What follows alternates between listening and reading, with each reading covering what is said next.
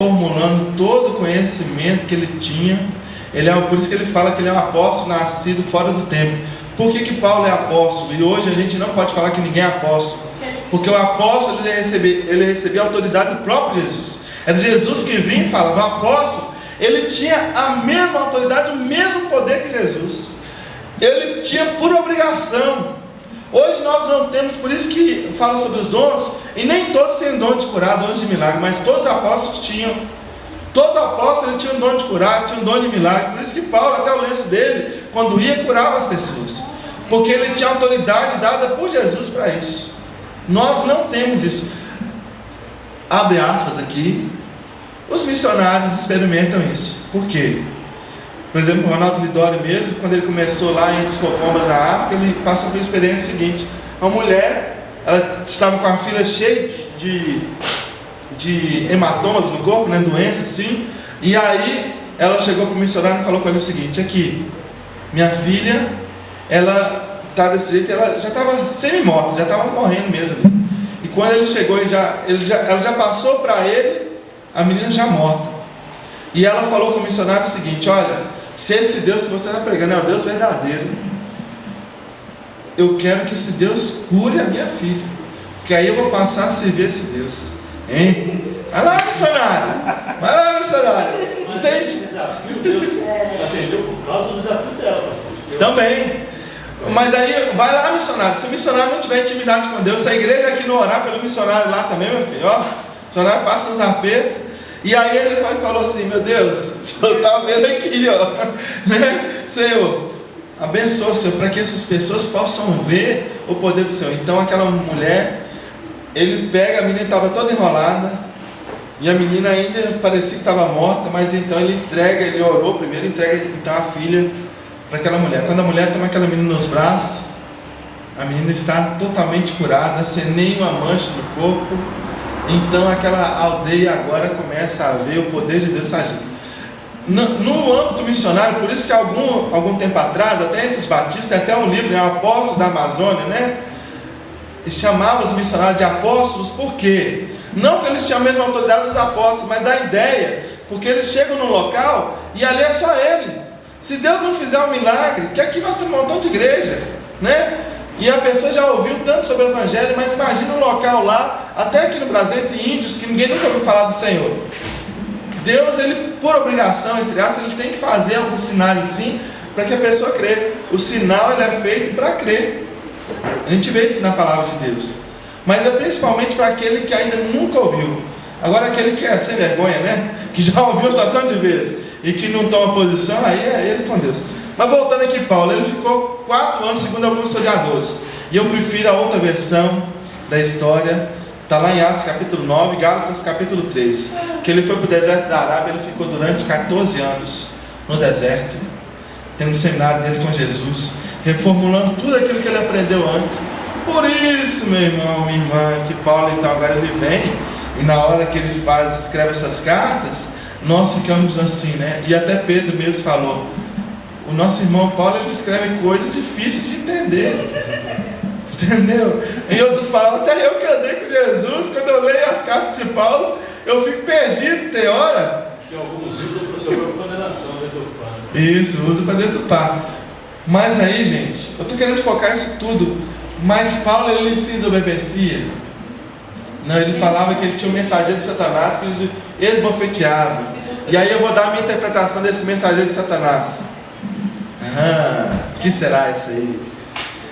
A minha interpretação com respeito a isso aí, eu creio plenamente, pelo exemplo da história. Vocês perceberam que eu olho muito na história. E a história, ela vai te ajudar a você a visualizar melhor as coisas. Gente, na sua história mesmo, de vida, quando nós fazemos alguma coisa que é errada diante de Deus, quando nós pecamos, nós não ficamos envergonhados? E não tem pessoas que toda hora ficam nos acusando? E por mais que você fale com aquela pessoa, ela ainda não volta. Por mais que você já tenha tido perdão da paz de Deus, as pessoas não voltam.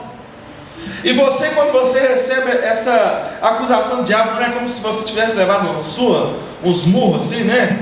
E tem momentos de acusação nossas que era melhor até que nós tivéssemos sofrido acidente, de tão difícil que é. de tão pesaroso que é. Uma vez um irmão, vou citar 2 exemplos aqui da história recente de pessoas como a gente, de uma irmã, que ela falando o seguinte: ela era muito tímida e não tinha coragem de ir à frente da igreja. E eu perguntei para ela assim: irmã, por que você não tem? É por causa de algum pecado? Ou por causa de alguma coisa que você já passou no passado? Né? Passou na sua história, aliás? Aí ela falou: é. Aí eu falei com essa irmã: eu também já tive a mesma coisa, mas eu aprendi o seguinte: que tudo que passou, ficou lá na cruz. Jesus já me fez nova criatura, e o diabo não tem poder de acusar nem dos meus pecados passados, presente e nem futuro, porque tudo Jesus já encravou ali na cruz. E aí eu falei para aquela irmã: não tenha vergonha, vai lá e fala em nome de Jesus. Você agora é nova criatura, não é? Ela é ainda esposa de pastor hoje, né? Naquela época ela era esposa, o marido dela era seminarista ainda. Um outro exemplo da história: Lutero, ele tinha audiência, vocês vão ver isso no filme. Ele conta isso na biografia dele. Ele tinha audiências com o diabo. Não que ele marcasse, tá? É que o diabo vinha acusando ele o tempo todo. E o diabo falava com ela: você fez isso, você fez aquilo outro, tá, olha só o tanto de coisa que você já fez de errado. E aí um dia o diabo teve cara a cara com ele e foi acusando ele e fez como, sabe aquelas listas de presidiário que eles colocam de 5 km assim? O diabo fez como essa, assim, né? Falando com o Lutero isso tudo. E Lutero foi ouvindo aquilo ali, foi chorando. Oh, glória! Espera um pouquinho, Ramon, fica aí escondido aí, deixa o pessoal ver não. Olha só, e aí o pessoal, a gente ficou assim, né? Lutero ficava... Leva a cadeira para ele, só para esperar um pouquinho. É para vocês ficarem curiosos o que é, né?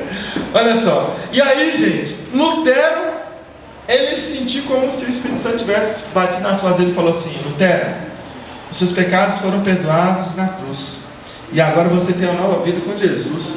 E sabe qual é o fim do diabo? O fim do diabo é o inferno, mas o seu fim é fim de glória, o seu fim é no céu. Você já foi comprado com um precioso sangue, o sangue do Cordeiro. Gente, então Lutero virou para o diabo e falou assim: olha, arreda-te, Satanás, porque não cogita as coisas de Deus. Eu já sei que meu lugar no céu e o seu lugar no inferno. O diabo, olha, colocou a mão entre as pernas e foi embora.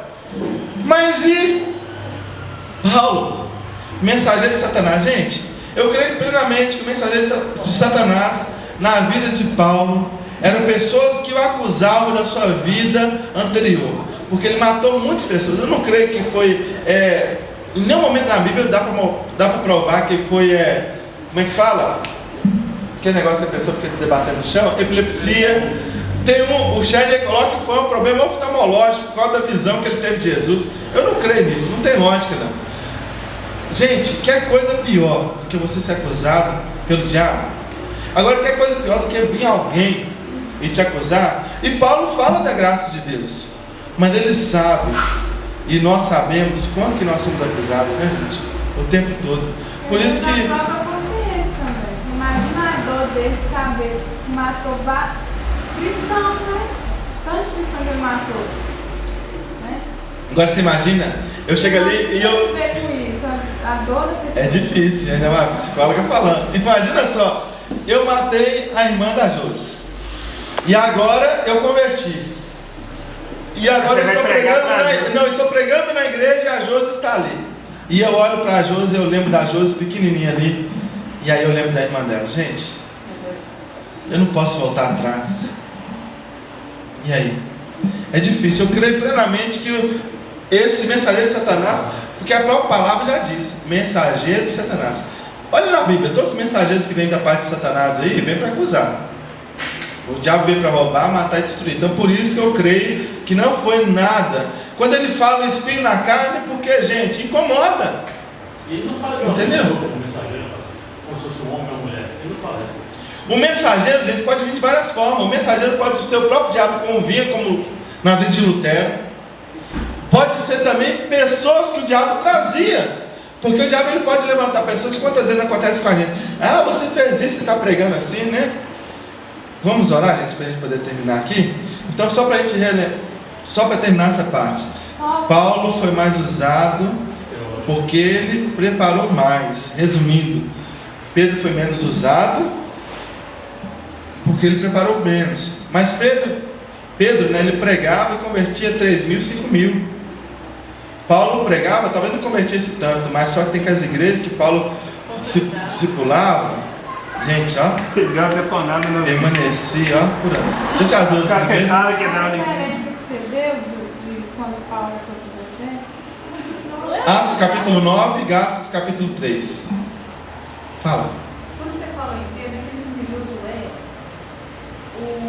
quem se passou o papel de Pedro foi o próprio Papa, né? Por quê, pastor? Ah, isso é outro assunto. Vamos encerrar aqui? É que eu quero só terminar aqui, que tem uma coisa tão boa ali te esperando ali, ó. Vamos orar? Pediu Israel para orar, para nós sermos teólogos, grandes teólogos e teólogas, né? Amém? Amém. Pai Celestial, glorificado seja o nome do Senhor para todo sempre. Louvamos o seu nome, Deus, e pedimos por sua misericórdia que o Senhor clareie nossas mentes e avive nossa fé em nossos corações, para que nós possamos buscar sempre servir ao Senhor e estarmos mais aprendendo, Deus, buscando o conhecimento do Senhor para que possamos contaminar o mundo com este conhecimento e com a palavra do Senhor e sobretudo com nossas vidas, com o nosso testemunho pessoal. Dá-nos, Deus, do seu amor, da sua orientação, da sua proteção, em nome de Jesus Cristo. Amém.